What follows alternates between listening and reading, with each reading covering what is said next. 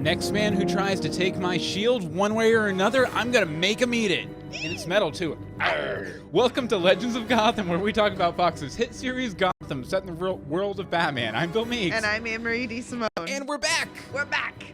A Dinosaur Story is a movie that came out several years ago that we're not talking about on this podcast. No, we're talking about last night's wonderful, eventful episode of Gotham. So much stuff happened. Oh yeah, it was like so much stuff. It was virtual insanity, except it was real. It actually happened. One thing, since we did have a skip week there, I just thought I'd throw this out there in case anyone missed it. We did do a Gotham roundtable with the cast of Gotham After Show and Andy from the Flash podcast. So that's episode 20 of Legends of Gotham. If you want to go back and check it out if you missed it, we talked pretty much the first 10 episodes. Probably some of the speculation is wrong now because this went so many places we weren't expecting. Yeah, but this episode was so like crazy. I think we should probably go ahead and get into the discussion on it. Why don't you go ahead and start us off with our rhyming, riddling summary? Riddles. Is Mr. Cobblepot always the smartest? He is till he's hit by an electrical artist. Who would abduct Falcone's sainted Liza? The same one who found her, then synthesized her. Will the Commish rehire Jim? Gordon's sure hoping. Will Falcone please stop it with all the nape groping? If penguins are birds, how can they swim? Good question. Who cares? Let's talk what the little bird told him. What the little bird told him. Yeah, no. This is not a musical episode. It's not? No. You'll see. I need to leave then because I came here expecting a musical episode.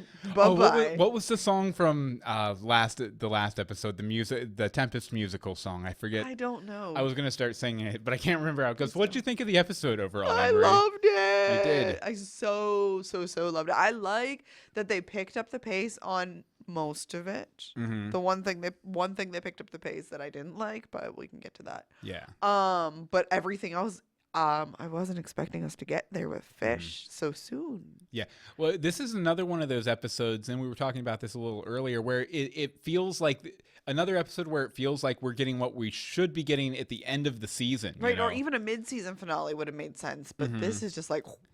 Well, who knows? Maybe they had it originally slated for the mid-season finale or something. Yeah. Because it's only a couple episodes removed from the mid-season finale, but it's true. Really good episode. And I actually right up top here before I get into my main point, I just wanted to mention, if we don't get to it, absolutely loved Peter Scolari as the commissioner. I forget what the name was. I don't know if I caught the commissioner's name. Interesting. But we are going to get to it. Oh, we are? Okay. Mm-hmm. Well, then we'll talk about it in a couple of minutes then. Okay. You didn't read ahead. I didn't. First off, and I guess I could apply this descriptor to myself, too, based on that little exchange there. Dumbest penguin ever. Oh, my gosh, I know. This was the episode, and this isn't critical of the writer or anything. It was like a means to an end, but Penguin made some of the dumbest decisions he's ever made in the show. He's always been a character that... it feels smarter than everybody else in the room, and he has things playing on. Mm-hmm. In this episode, he was just like off his game, but somehow he still was won. Electrocuted. Well, even before that, yeah, he really was. Oh, I gotta go talk to my mom. I totally thought when his phone rang that it was Jim. Yeah, I honestly did think that it was Gordon. You know what I loved about that little moment though? What? Wait, after he gets off the phone and he just he's looking at the camera and oh yes, fish, now you've playing right into my hands with the restaurant scene going on behind him. It was so an actor just stepping up to the front of the stage for him to kind of do. He was doing his monologue. Little thing. But yeah, first of all, throughout this entire season, we've been seeing Oswald go through a journey of, revenge and lust for power and all that stuff. Killed so many people. Double and triple crossed so many people. Had plans with Falcone against Maroni and Maroni against Falcone and all this stuff. And, everything that's gone on. And he almost blew it with 4 words. Urgent business with Falcone. And it was just man, if that had been, and I'm sure there's still going to be fallout from it, but if that had been the end of his journey, I would have been man, it couldn't be the end of his journey because we know that he goes on. He becomes the Penguin. In the other thing too, and this was more prevalent, more so than the restaurant scene, but when they were in the police department, his insistence on the mother excuse and his like almost like petulant child, please believe me, even though I'm lying. Yeah, and you could tell like, his insistence made it seem less believable, and you could tell Maroney wasn't buying it. So I was kind of wondering like, why did Maroney let him go? Because he wanted to see what he was going to do. He's probably followed. So do you think he was followed? He's absolutely followed. See, I was kind of thinking that maybe he was like, Penguin's going to do what Penguin's going to do, but I'm going to go kill his mom or something. Since the mom was the big excuse, the big like... Oh, Mrs. Cobblepot. Yeah, I kind of think her days, Carol Kane's days, might be numbered. Or at least maybe we might get a good scene with her, which we've been missing out on the past few episodes. We've been missing on quite a few people's good scenes. Yeah, the past couple episodes. I think though, regardless of any dumb decisions the Penguin made, that because of what he did for Falcone in this episode, and throughout the season too, I think he's going to be very well protected against any Maroney backlash. Although his mom might not be. Yeah, that's going to be. It's going to be interesting. Okay, so like I said, Fish and Butch, that storyline definitely sort of like went in hyperdrive. Wasn't expecting it, and Fish doesn't seem even remotely excited at the prospect of taking over the entire family. This is what the entire season has been about for her, and she's like depressed about it. I'm like, you're the one who chose to like push the fast forward button. Well, I kind of got the impression that she might be regretting it a little bit. That was my next thing. Like, does Fish regret her choices? And I think she does. I think, and especially after he showed up and was talking to her, and she was like, bad word. Fudge, if you will. Yeah. Thank you, Bullock. Oh, fudge. You'd have never said fudge. I wanted to say, but then I think it's weird that on the opposite side, Butch is like a small child in a candy store.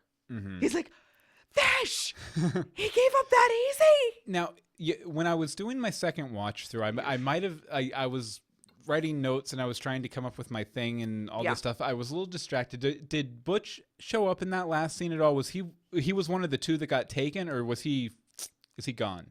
Oh, Butch is alive.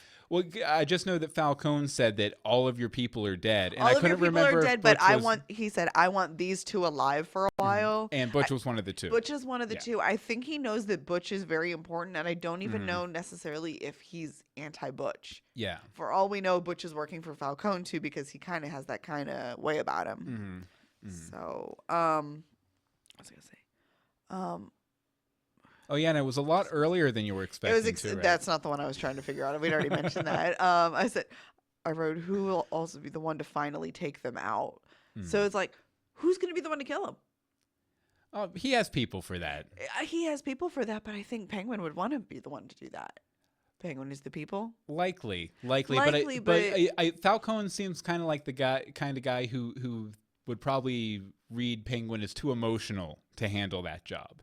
I don't know. Well, I don't know. Based on the preview, when you get emotional, you get slippy. As Fish learned, or you get sloppy. Sloppy, yeah. Slippy is not it. You get slippy too, especially when you're a penguin. And sloppy. Oh. But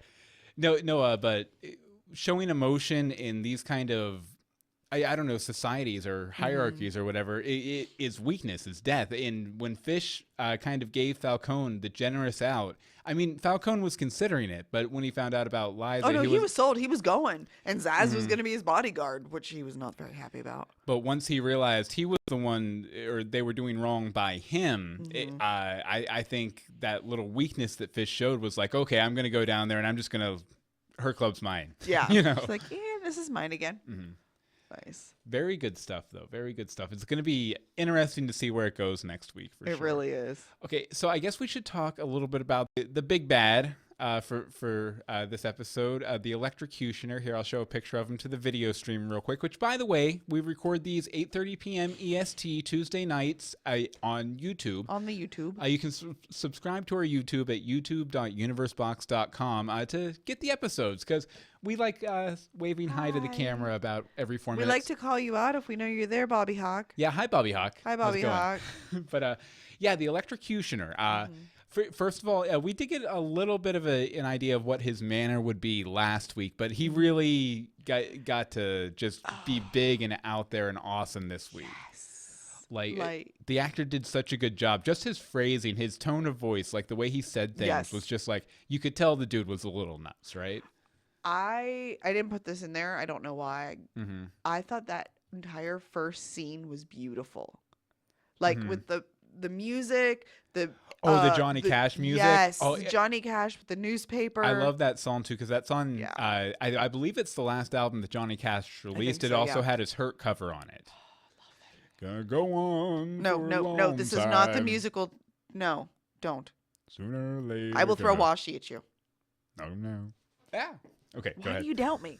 No, but it was just so beautiful, which is weird because he's in this big leathery, rubbery getup with this dude behind him attached by a wire, and it just was. Like, up until the time they got to the door, it was awesome. Well, I mean, even like that newspaper flying around with the thing, like that, it was very reminiscent. Comic books do that a lot. Like, they'll open up with like, here's the news story in the town that's going on, and then we pull back and we see how it's affecting the hero or whatever. It evokes Watchmen for me, Dark Knight Returns a little bit. And also on the back, they mentioned that there was a prop plane accident, which some people were theorizing was a reference to Superman's ship crashing. Like the government covered it up by saying it was a plane or something. That's right. No, I think it was more of a Green Lantern reference because Hal Jordan's father, I forget his first name, but he was a fighter pilot, right? And part of Hal Jordan's origin is that his dad died when he was a kid. In a plane crash. Okay. So I took it as a Green Lantern reference, not a Superman reference. I didn't even notice it on except for the flippy flying paper. I saw the flippy flying paper. The flippy flying paper. And I was trying to find here because we had talked last week a little bit about the electrocutioner, about how there was a different electrocutioner in the comics that Batman had faced several times, and that he was part of his origin was that his brother had been the electrocutioner before him, and had also gone unnamed. Guy's last name was Buczynski, I think, which is the exact same name as John. What they used. Yeah. Jack. Or Jack, rather. So yeah, this is definitely the original electrocutioner, the modern electrocutioner's brother. Interesting. So I thought that was good to know. That's kind of fun. I like that. And I really enjoyed that they made him like, ultimately, he really wasn't that much of a threat. He could be. Oh my gosh, no! He could be defeated with a glass of water, which is yes. Two things is like one, it's a very comic book thing to do, just kind of like build up this tension and there's going to be this big battle, and then just kind of deflate it. And it's a very comic book way to approach it, which I really liked. And it's also. It goes to show that in Gotham City, it's all about presentation. Yeah. It's all about the way you present yourself is to how big of a threat people perceive you as. Because, I mean, he didn't actually have that much power, but seemed it, He sort of took down the whole GCPD, but he only shocked them. He didn't kill them, which wasn't what he expected. Yeah. And I also kind of wonder if maybe Ed Nygma picked. He definitely keyed in on the name and the dramatic nature of the electrocutioner and everything. So I don't know. Maybe he'll throw on a supervillain costume somewhere down the road. I don't know who he could be. I don't know who he could possibly be. I don't know. I just like that he likes these riddles. Yeah, the riddles that he gave Kristen Kringle and stuff was always good. Red velvet cupcake. But you had a couple more thoughts on the electrocutioner? Yes, I thought it was almost sad that that it took more to beat up his goon than to take him down. Mm-hmm. And then he just stood there watching the goon go down. Yeah. Like, I mean, that's kind of expected. Mm-hmm. But then as soon as the water is splashed on him, he's like... Done. He's like, and I'm done. I'm not even going to fight. That's all I had. I have no physical strength. Yeah, and he was even kind of smiling. I'm like, okay, you got me. You got me. We were having a really good scene here, though. Yeah. Can we keep going on with this dramatic scene that we're doing and posturing? I did like the whole thing with Nygma and the galoshes, being like, you may want to wear your galoshes. And he's like, fork him over. I got the galoshes. Yeah. And I also like that Harvey's still like, Ed, and Jim's kind of coming around to him a little bit. He's like, fork it over. Take care of me. Because he knows he's not dumb. He's just weird. Yeah. So Another thing was I didn't like how quick that wrapped up. The electrocution. I'd have liked to see that sort of stretch out for at least another like half episode or something. It was just a really good villain. I thought it was fun. Well, they can always bring him back because I They mean can he's bring just him back. sitting He in a can, cell. just break out again Yeah. because no one's watching him. I would actually like to see. Well, I guess he'll probably go back to Arkham. I'm guessing. Who? The electrocutioner. He's not going to Arkham. You don't think so? No. What's that? Because he lied to get into Arkham. He wasn't supposed to be there. Yeah, but I mean, at the same time, that where else do you send crazy but he's prisoners? But he's not crazy. It was all intentional. I don't think he was crazy. I think he was crazy. I also think it was all intentional. I think you're wrong and right in the same sentence. Okay. Well. He because I mean, a sane person doesn't do that sort of thing. A sane person doesn't kill and rape people either. Yeah, exactly. Okay, but then the entire jail is a crazy house. Yeah. And he's very deliberate. Crazy people don't do it deliberately. Well, he made his people, whoever his people are, which actually maybe that's how he'll come back, is whoever his connections were, change his file so he would be transferred. And change his name and everything. Well, I mean, I don't think that you can necessarily like make a delineation. There's crazy and there's smart. Because I mean, look at real world examples like Ted Kaczynski, the Unabomber. He was nuts. He was also a genius. He was a scientist, right? And Ted Bundy, he was totally nuts, but he managed to cover up those murders for several years. I mean, so I mean. I don't think they're mutually exclusive is what I'm saying. Okay, I can see that, I guess. But I don't think he's going back to Arkham. He's already broken out of it once. Well, maybe he'll go down into that wherever that nurse was from last episode, Poor nurse. Down to the basement. They'll put him down in the basement. Okay, and one last thing with it. Why was no one watching the perimeter of the GCPD? They knew that he was coming there because that's why they brought Maroney there. That is literally why they brought him there. Yeah. And nobody was watching the back alley? Nobody noticed that we're looking for the electrocutioner. Ed did a little bit. Well, yeah, Ed knew what was going on because he was like, what's that noise? But he's a coroner. He can't really do much. Yeah. Anyway. Yeah, he was stuck in the wall. Yep. Doing some arc welding. Yep. Good times, good times. Well, before we get back into the main discussion, we'll take a little break here, and I guess it's time, and it's been a while since we've done this, so I hope we remember the song. Oh, wait. It's time to look at this Joker. Look at this Joker. He's pretty cool. Hey, he doesn't go to Joker school. Really? Look at this Joker. I'm going to throw the other washi at you. Look at this Joker. This is where we go and we look at any Joker references that the writers of Gotham have managed to slip into the show this week. And so you'll see here, we have the comedian from the first episode, Laszlo, who we've never seen again. Laszlo. Our suspect for the Wayne murder, and on and on and on. And then we get to this week right here, what the little bird told him. And there really wasn't all that much. Nope. Basically, the only thing I could pull out of this was that Penguin was wearing a suit that was kind of greenish purple. That's horrible. But I really like that color combination. It's my favorite color beautiful combination. So I thought it was worth mentioning.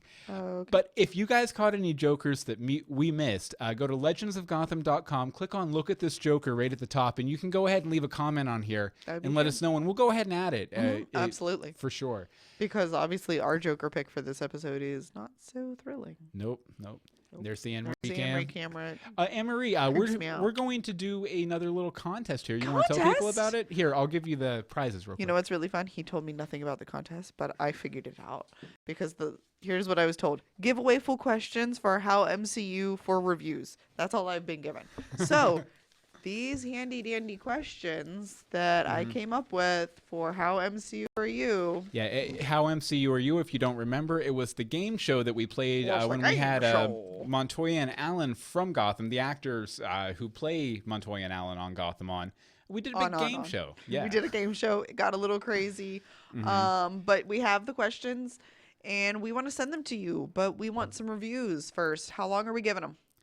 I was gonna do this like a short run review like contest. 2 week? 1 week. 1 week. 1 week. Anyone It's who been leaves, 1 week. including Pride Girl here, who left one this week. Why don't you read Pride Girls? Okay, and then I we'll read Pride Girls. redefine the rules. Okay, scrolling. All right, enjoyable. This is a 4-star review. And these are reviews on iTunes or Stitcher Radio, by the way. Yes, please. These two come at things from a different perspective. While one of them is very versed in the world of Gotham, the other is exploring this land week by week as an unseasoned fan. It's a fun journey, and while sometimes the episodes run a bit long, that's the first time anyone's ever said that about us. Yeah, we were getting the complaint they were too short For a few months ago. Yeah. It's worth a go for fans of Gotham, new and old. Exactly. He knows what the heck's going on, and I'm just winging it. So. Yeah, but we would love to have your review. It doesn't have to be good. We prefer it to be good, but it doesn't have to be good. Yeah, it can be 1 star. I hate this podcast, but I want to win the prizes, and we'll read it on the show. We will, and we'll call you out. And we'll also pick our favorite one next week to give the How MCRU original questions. There are questions on here that we didn't even ask. Oh, yeah. There's secret questions. And me and Anne-Marie will both also write a personal message on here and sign it for you before we send it out and stuff. We can do that. And we'll sign it in our blood, too, so it's a collector's item. I'm not going to sign anything in my blood, then they have my DNA. You won't need to know. Okay, let's see here. We'll go ahead and move back into our main discussion. Let's see here. Okay, Barbara. Oh, Barbara. Barbara, the girlfriend or fiance people love to hate. No, we just hate her. But I really liked her this episode. Like I kind of. She was like a dog with her tail between her legs. But I think I might see more where they're going with her now. Share with the group. Well, first of all, she doesn't have anybody else. Even as we see in this episode, even her parents kind of hate her. They're like, "Oh, hi, Barbara. When are you leaving? Oh, you want to stay? Oh, you can stay like till the weekend, 8 hours, and then you're out. Bye. Stay till the weekend." So she's kind of like been backed into a corner here by her dangerous, bad decisions, to where she has no one left in her life. And desperation breeds opportunity, I guess. Like, I mean, if you don't have anything to lose, you're willing to do just about anything. Mm-hmm. So I'm kind of thinking at this point that maybe they're angling Barbara to be the first big, like, super villainess. Like, maybe she's going to throw on some tights and a mask and call herself Drug Woman or something. The Drug Lord. Lord S. That would be interesting. Montoya's cast off. So one quick question about that, though. Mm-hmm. She has a job. Well, isn't her job just artist? I thought she was a curator. Is she a curator? Yeah. I don't know. I was kind of curious as to why she hadn't gone back to the apartment. Does she think that Jim's still staying there? I think so. Because he's not. No, he's not. Like, there's some street kids there every once in a while. But no, what's that? If you set up a police precinct to be fully electrified, you may have a few screws loose. Possibly. This is true. Very possibly. Was that Bobby? Yeah. Nice. But one other thing I was thinking about is, you know, we see Barbara, who is kind of like unlucky in love and becoming more and more dangerous because of that. Mm-hmm. There's one other character on the show that's kind of walking the same path, and that is Edward Nygma. Mm-hmm. With his infatuation with Kristen Kringle. So I'm wondering, maybe him and Barbara, maybe they'll be a team up. Maybe either he'll finally emerge as the Riddler, or he'll be her man on the inside. Mm-hmm. You know, while they're both getting revenge on their exes or never wases or something. Interesting. Although with the whole Kristen, did you talk about that at all? It's literally the next point. Okay, then why don't we go ahead and move on to it? I'm like, you're reading. You can see it right there. I don't read your points. They're not in bold. Sorry, that was a little high. That's fine. Okay, so Kringle. She seems to actually be coming around. Mm-hmm. Like, I know the first part where she's like, you left this on my desk. It's dangerous. She's cranky. But when he goes down to explain the riddle, she does smile and give it a chuckle. Oh, yeah, that's what I was thinking, too. It was like, it seemed a situation like she was kind of into him, but she didn't want to appear like uncool in front of the other guy in her department. Dude? Just some guy in her department, I think. Or like in the archives. Maybe. We'll see. I don't know who he was. But it reminded me of, I mean, I here, and I'll switch back to this. But, you know, I was a little bit socially backwards in high school and stuff, and it actually reminded me of my first girlfriend, who was all when we were going to the same high school was all about being my girlfriend when we weren't at the high school. When we were at the high Was she even cool?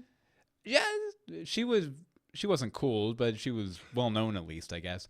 But it just reminded me of that because when we were away from the high school, she was all about being boyfriend, girlfriend, lovey-dovey, all that stuff. When we were in the high school, I couldn't wave to her in the halls while we were passing, or like I would get berated for it later on in the day. And Kristen's reaction here to Ed kind of reminded me of that exact same kind of dynamic. That's crazy. Cray cray. Cray cray. Yeah, that's pretty much all I really had with her. I'm just glad we got to see her again. I want more. Oh yeah, like I do. It feels kind of upsetting that we have made it past December with a character named Kristen Kringle, and she hasn't like donned a red and white striped hat and had some sort of candy cane weapon or something at this point. Next year, maybe setting it up. Or actually, maybe they'll just do it like random, completely like, away from December to like in March. Element of supply. Surprise. Supplies. No, element of supplies. There's gonna be paper towels. Going back to the mask or the Black Mask episode. Oh, you know what? I like this next one. Oh yeah, I also totally forgot that. Didn't you close the clip? I did delete the clip, but I know. I was like, you what? Basically, we had a big theory here. I think I can pull it back up here. Yep, here it is. Hope. We had a theory going on a couple months ago about Liza and Falcone. I'll go ahead and play a little bit of it, and then we'll tell you how I was wrong.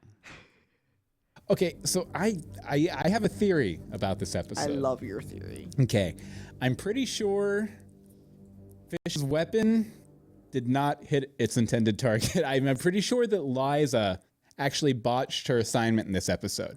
Okay, so when she's in the poison, or not the poison, the sleepy time, the sleepy time blend, and she's told to put it in the tea and everything.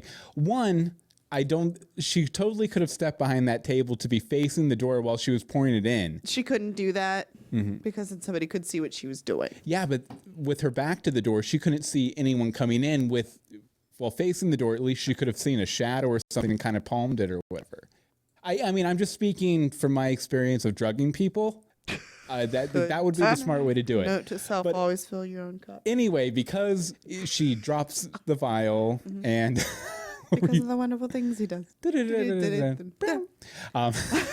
No, but she drops the vial and drops about half of the sleepy time blend out of it. So here's my theory. Here's what I think happened. Because she didn't use the whole dose, Falcone woke up when she was in there getting the papers. And so he's upset, obviously. He realizes what's going on. I'm sure she ratted on Fish. Oh, yeah, for sure. Because she was kind of... Yeah, so basic gist is that Liza was actually working with Falcone when she went and offered an olive branch to Fish, like a one last opportunity before you mess up Falcone's life. And obviously, I believe wrong. Yeah, I believe I ended that point saying either Liza's working with Falcone or she just really likes the old guy. And I guess... Ding, ding, ding, ding, ding. We have a winner. She was just quite fond of him, more or less. So one theory shot down. I think we're still right on the money with the Wayne killer, though. Yeah, which we haven't even revisited lately. But how we were given a good old rest in peace there to Liza. He also loved her, too. Yeah. He really did, because like when Fish called... She was literally the same actress as his mother, so... Yeah, I liked the flashback, though, because we don't get that very often. But he was like, don't hurt her, she's a civilian. Which I thought was weird, but kind of cool that he doesn't think of her even remotely as part of the business. Well, I mean, that's kind of like the distinction between him and, like, say, a Maroni. Maroni's just like, I gotta win, and whoever gets in my way, that's fine. Falcone still has sort of a sense of honor, and he doesn't want to involve innocent people unless he absolutely has to. Right. But once he finds out that Liza's not innocent, everything's, yep. There went your neck, honey. Little neck massage there. Yeah. Oh. Okay, so you want to talk a little on the commissioner? Yeah. The commish?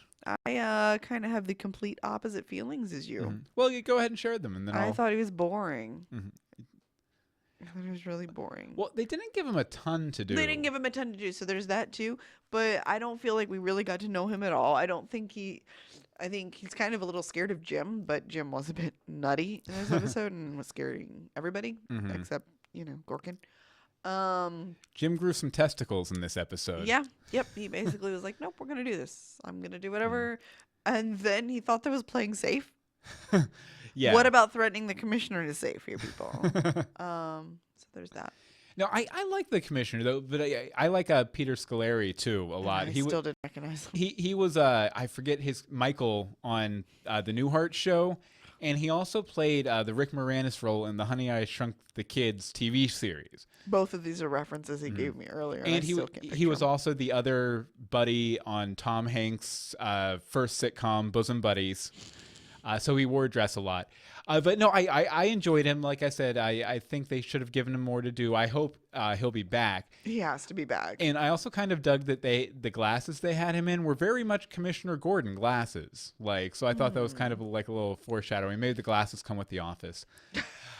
They're on top of the desk. One other thing about him, though, that kind of had me going, was just like the power structure of Gotham City, because the mayor put Jim in Arkham, and now the commissioner comes in and he can undo that. Yeah. And I wonder if it's just like he owes the mayor a favor, or it's like they're trying to pull Jim in a different direction because of, the things going on behind the scenes, the secret society stuff. Who do you think's paying the commissioner? Because we know who's paying the mayor. Yeah. We'll see. I think it has to be Maroney's as the commissioner. Because everybody else is by Falcone, and they're all like, Essen was like, no, you gotta get out of here. Well, I could definitely see that, because all of the commissioner's actions in this episode ended up protecting Maroney. So I could definitely see that. So somehow Maroney got the commissioner, but Falcone got everybody else. Well, which is better? It's sort of it's one of those. We shall see. We shall see. Okay, I had just a couple minor quibbles. Right. I wanted to go through here real quick. Okay, first off, I as much as I loved him in the other episode, I forget what the name of the actual episode was, so I'll just use the name of our episode discussing it, All That Zazz. And all that zazz. But anyway, no, I really liked him in that episode. But this episode, it was weird. It just seemed like he was just kind of hanging out, being creepy, just really to give Falcone someone to vocalize his internal emotions to. And it was just like, does he just hang out in Falcone's kitchen all the time? He's Falcone's guy. He is. But he got important at the end. I think it's just a situation where I know where the character eventually goes, and we saw a good bit of that when he goes into the GCPD. Jam. Exactly. And even the actor was trying to do it in those scenes with Falcone, some of that craziness, but they were just like info dump scenes, and kind of, we need to see what's going on inside Falcone's head, but we can't have him talking to the camera because he's not that kind of character. So let's put Zaz there. Yeah, but that also reintroduces Zaz, because it's now been a significant amount of episodes since we've seen him. And I did enjoy that Zaz's girls were back. That's one of my... The Riot girls? Yeah, well, that's one of my... Oh, sorry. That's okay. But, I also... It kind of annoyed me that there was no Bruce and Alfred again. That makes me sad. I love them touching base with those characters every episode. Even just like a little 5-minute throwaway. There was no Cat. No Cat. No MCU. No MCU. Montoya or Allen. So sad. Like, Curses, Gotham. Yeah, some of our favorite characters were left on the Most table. of our favorite characters were not there. But hopefully that means they'll be in next. Well, actually, they weren't in last time either. Yeah, I was going to say this is 2 episodes in a row without them. Wow. But I believe we're coming up. It's not 12, 13. Within a couple weeks, we should be seeing them again, because I know that Victoria and Andrew said when they came on the show that they were about to shoot episode 15, I think. Was it? Yeah, something like that. So hopefully they'll be back soon. They have to. And the one last complaint I had concerns #Gorkins. The Gordon. I love that it's #Gorkins. The Gordon Leslie Tompkins ship. Gorkins. Which I guess it's Lee now, which is like weird. No, it's Gorkins. Well, I mean, like, Leslie wants to be referred to as Lee, which is weird. Well, that's because... No, it's not weird. It's because she's trying to get close to him, so she doesn't want him to think of her as a doctor. She wants him to think of her as Lee. Yeah, but the thing is her name's Leslie. Like her actual name's Leslie. Leslie, but her friends call her Lee. See, I think that's just the thing that I'm having a little trouble getting used to. And normally I don't like fanboy out like it's never happened in the comics, so it can't happen on Gotham thing. But she's always been referred to as Leslie or Dr. Tompkins. I don't think I've ever seen the comic book or the animated series version of her be referred to as Lee, which is why it's a little jarring, and I'm probably going to call her Leslie for like the next few weeks. I'll just keep calling her Gorkins, even though she's not the whole Gorkins. Gorkins. But the whole them getting together and it's heat of the moment sort of stuff, which is fine too, but it does still feel a little bit forced to me, especially like anytime she comes on screen, like the romantic score starts playing, and it just seems a little too much. But I'm really hoping that now that they've, treaded that water and got them together finally as of the end of this episode, that maybe they're going to have some really interesting stories together. I think that might be part of my problem too, is like we need them to be together so they can become interesting, but it's the getting there, and it's going to happen, and right. It's the puzzle pieces falling into place, and you just got to kind of wait for it, So hopefully I that will improve. And I also kind of wonder when she's going to finally meet Bruce, because she's in on it, right? Well, she was a very important figure in his life growing up, and she's also, when he becomes Batman, she's one of the only people besides Alfred who knows the secret. Well, it can't be too soon though. Like that's the problem, is you can't reveal everything that you know happens in season 1. Yeah. Otherwise, our already guaranteed season 2 shocker. Yeah, I'm just saying, she's supposed to be a figure, like kind of like a mother figure for Bruce I can see that. During his childhood. So I'm hoping they get together soon. Maybe they'll meet up at Haley Circus or something. Okay, you wanted to take us out with a couple last things? Some more Zaz. All that Zaz. So he seemed really, as I said, he seemed really hell bent on ramping up Falcone. That you're doing this for respect, and he just didn't seem to be taking it seriously. So do you think Zaz would go after him? Like go after Falcone? Taking over, or is he just the assassin guy? No, I could definitely see that. And I mean, obviously, the character's a little touched anyway, but he's going to have a break to be the character he is in the comics. Because, Zaz in the comics, I always picture him as, like Carnage in the Spider-Man mythos, or Sylar in Heroes. Thank you. Thank you for a reference I know. He's just this psychotic wild card rolling around. And if he's out, everyone needs to be on getting him, because he's going to leave as many bodies behind him as possible. Sort of like when Zaz and the assassin bitches at the end. That's what I called them. See, you had something much nicer. Mine's the assassin bitches. Riot girls. Nah, I like assassin bitches. Fair enough. Assassin bitches. Assassin bitches. Assassin bitches. No, but I definitely he needs to have a break as a character, and then things could get crazy. He could definitely start going after Falcone or Maroni or anybody at all. You want to do some did you bring your notebook? I didn't. See, this is what happens. We talked about it earlier. When nothing happens or we hate an episode, we just keep talking and talking and talking. When we absolutely love an episode and so much stuff happens, we're like, and done.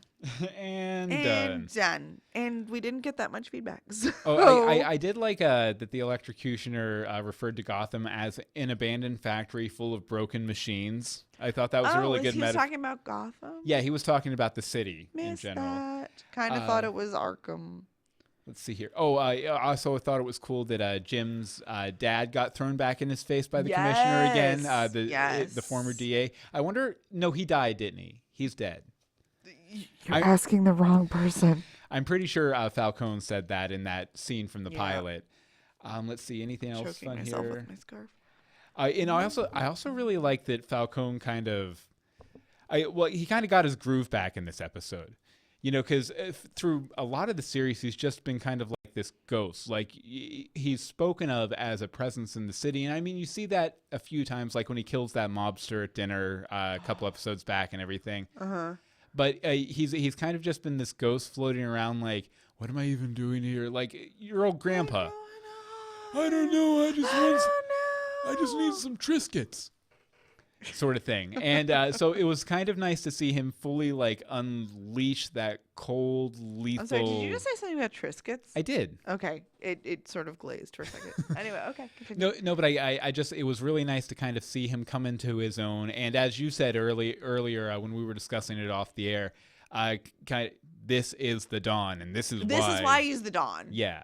That entire last scene. Yeah. Is why he's the Dawn. Yeah, because he's just been so neutered, like for a lot of the season. Sorry. Neutered. No, he's just been. He doesn't seem to have found a reason to like make a big move. And this was. It woke him up. It woke up the mean guy. Yeah. But while keeping his composure, he never once went off the handle. I mean, he killed someone with his bare hands, but he didn't go off the handle. It makes me a little sad for him, though, because I think he was just about to find his peace until he found out about Liza, I know. too. He was actually way okay with going off into the fields with Liza.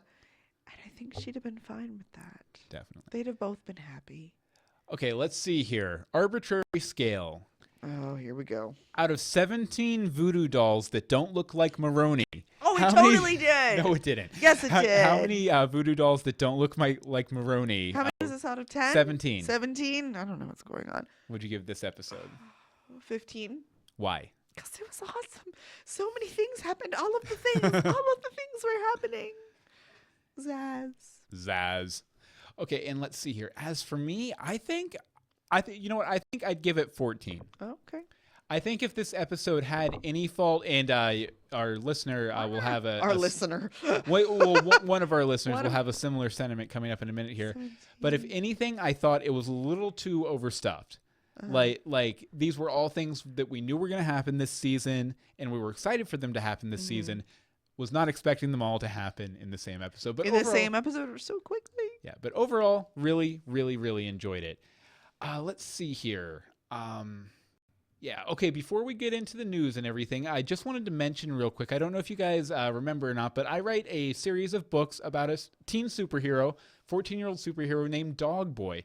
And I've been releasing the latest book in a serialized format over the past month and a half or so.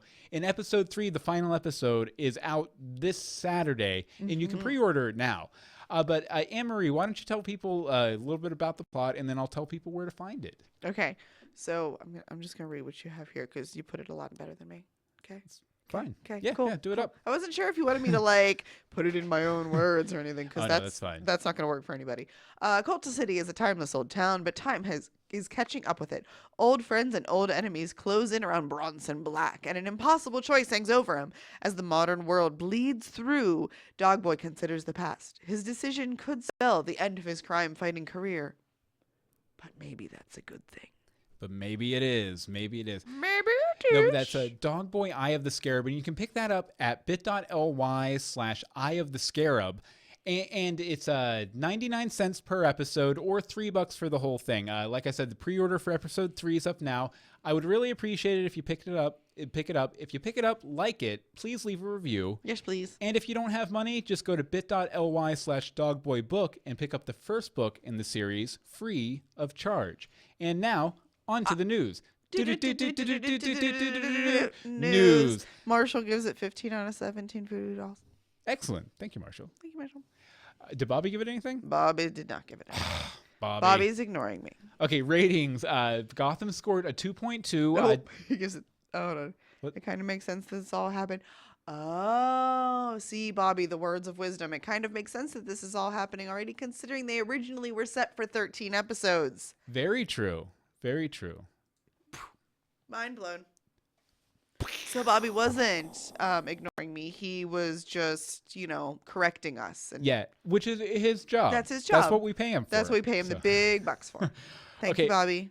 So as far as ratings, Gotham scored a 2.2, down from a 2.5 for the last episode a couple weeks back, which is good. And I mean, it's expected too, because when you come back from a break, then you go on a break, you usually hit a high, and then it kind of dwindles throughout the season. So that's pretty normal. We've seen that before. Yes. Not a big Deal. Okay, next up, we're going to we don't play the promo on the show because we don't want to get a takedown from YouTube or anything, but we're going to watch it and tell you what happens in it.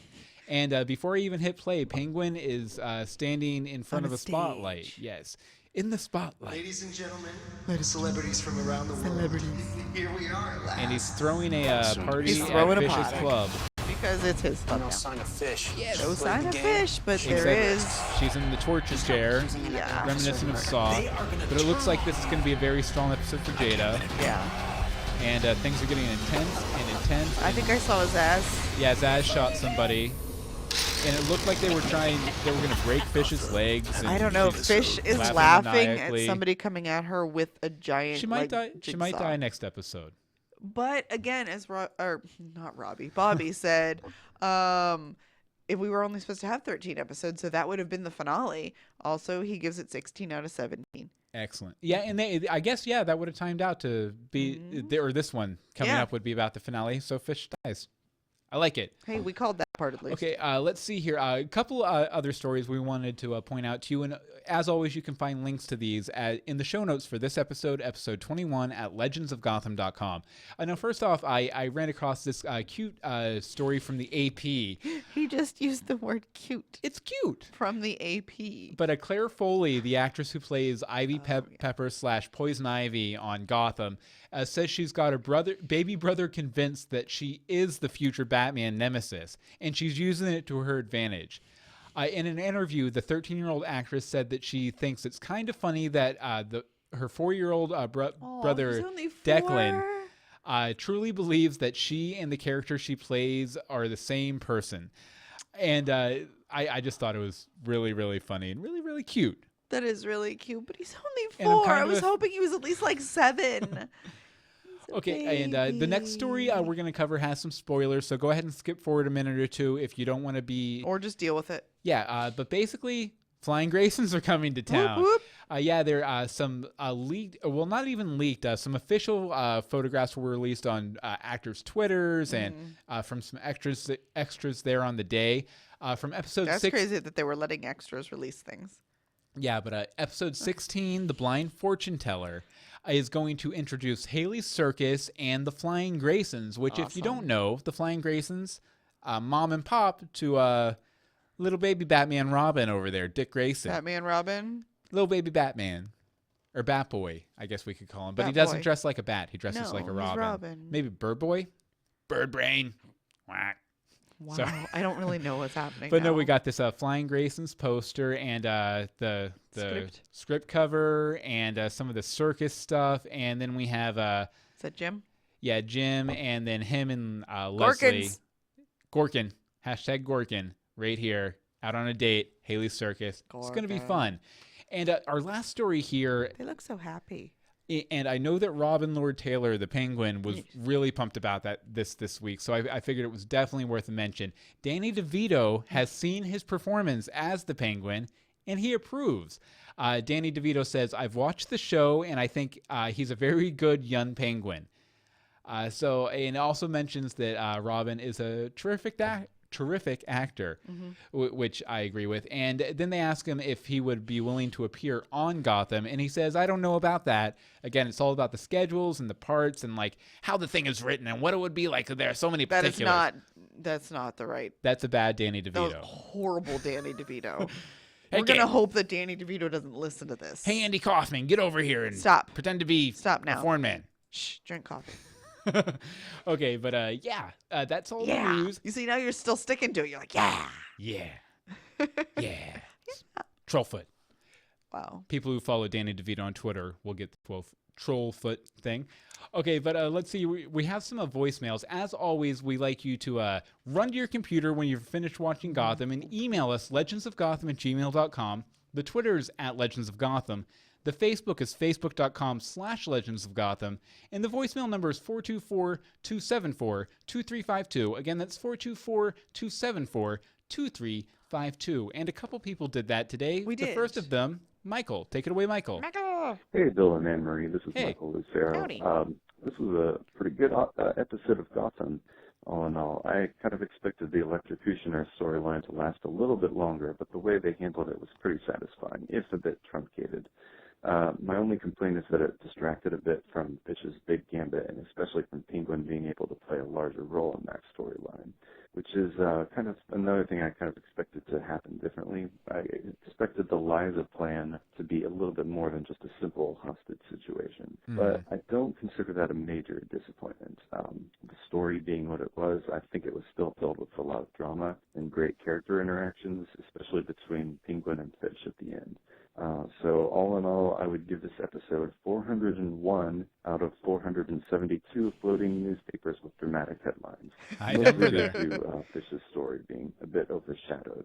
It's the first episode yet that I'd give a B score instead of an A, but despite my minor disappointment, I think that's still a pretty amazing feat for a show. To say its weakest episode is at a B level. That's pretty good. I'm really enjoying Gotham so far. I don't think this was a huge disappointment, just a minor. So I can't wait to find out about the shootout at the end, especially. I have a feeling we haven't seen the last of Fish. Can't wait to hear the podcast, and I'll talk to you all later. Bye. And Michael did write in right after he sent in the voicemail just to clarify that he wasn't saying that it was a bad episode or the content was bad, that just that, like I mentioned, I agreed with him. It was a little overstuffed. If it had just been the electrocutioner, it would have been cool. If it had just been the fallout with Fish and Liza, would have been cool. He felt it was a little too much, which was my main complaint about the episode. Yeah, there was a lot going on. For sure. Okay, and we'll wrap up with thoughts from Woo. Take it away, Woo. I think this is my favorite episode of the season thus far. I thought everybody's performances was phenomenal, especially Ben McKenzie as James Gordon. I loved him not backing down to anybody, especially Commissioner Loeb, who I love that they casted the guy that was Wayne Zielinski on Honey, I Shrunk the Kids, the TV show in the 90s. Nice. I love that they casted him as Commissioner Loeb. I loved Edward Nygma's scene in this episode. Because in Meeks, you'll understand this reference, The One Bad Day. I love that. Yes, The One Bad Day. That's from Alan Moore's The Killing Joke. It's by some, it's considered the definitive Joker story slash origin. And the basic, it's the story where the Joker shoots Batgirl and paralyzes her. And basically, he's trying to prove a philosophical point to Batman that the only thing that separates Batman from the Joker is one bad day and how you handle it. Because he has a suspicion that the same sort of thing happened to Batman. He just had one bad day and dressed up in a bat suit and fought crime, while the Joker became the Clown Prince of Crime or whatever. Okay. That's fair. You know, beyond all the weirdness, Edward Nygma's just like a normal guy that just wants to connect with the girl he has feelings for, and he can't find the right words to say to the woman he has feelings for, which I could find kind of ironic that the Riddler has a hard time forming words and choosing the right words to say. I love Robin Lord Taylor again as the Penguin. Loved his little mimicry of Back to the Future Part 3, Doc Brown, when he woke up in the ambulance and fell back asleep again. I thought that was hilarious. Yeah, Woo, I actually didn't catch that Back to the Future 3 thing until you mentioned it. But that happens in Back to the Future 3 when they're getting ready for the shootout. Doc Brown stays out all night with a shot, about to drink it. And then they're like, okay, we got to go and, go back to the future or whatever. And he takes the shot and he immediately passes out because he's never had alcohol before. Nice. And then there's like a wake up thing where you Oh, okay. Yeah. The most powerful scenes in the whole episode, though, was Don Falcone's performance throughout the entire thing. Really great performances again. I give this episode 5 red velvet cupcakes out of 5. Talk to you guys later. And with bullets. Bye-bye. What? And with bullets. Oh, okay. And with bullets. No, but thank you very much, Woo. And as I said, next week when you get done watching Welcome Back, Jim Gordon, run to your computer. Welcome back. Knock away any loved ones that you run past as you get to your computer. Email us, legendsofgotham@gmail.com. Tweet us at legendsofgotham. Facebook is facebook.com/legendsofgotham. And the voicemail number is 424-274-2352. Again, that's 424-274-2352. Do you have the P.O. box? I don't have it pulled up. Just go to the website and click on contact. Okay. I was wanting to mention, though, and we should have mentioned this at the top of the episode, opportunity lost. Oops. We're starting a new podcast this week. Oh, yeah. Universe Box. Universe Box. Thursday night, 8:30 p.m. EST on January 22nd. We're going to be recording the first episode of our new story-based podcast, Universe Box. Stories to a theme, basically. The theme for this first week's episode is home. And we'll be talking about Rainbow Bright and Galaxy High cartoons because we watched them when we lived at home. That reminds me, I need to watch Rainbow Bright tomorrow. Yeah, and we have a couple short video pieces and listener contributions. It's going to be great, and it's really based mainly around like listener feedback and everything. Yep. So it's going to be a lot of fun. If you want to watch that, even if you aren't able to get there Thursday night, just go to youtube.universebox.com and click subscribe, and then it'll show up right in your YouTube feed.